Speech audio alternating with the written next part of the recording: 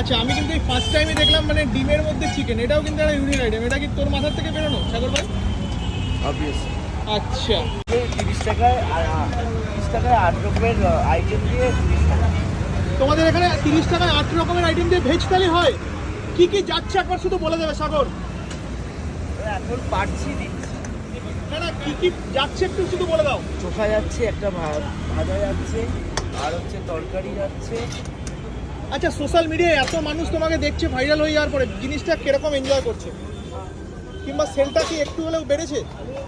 Viral হয়েছে কিনা আমি জানি না, কিন্তু আমি মানুষের সত্যি তুমি জানো না তুমি ভাইরাল হয়েছো কিনা? সেলটা কি বেড়েছে আমাকে সেটা বল। অবভিয়াসলি সেল তো বেড়েছে। আচ্ছা, তাহলে তুমি বুঝতে পারছো না যে তুমি ভাইরাল হয়েছো? আমি ভাইরাল জিনিসটা এতটাও নিজের মধ্যে নিইনি। আমি সাধারণ ছিলাম, এখন একটু সাধারণ।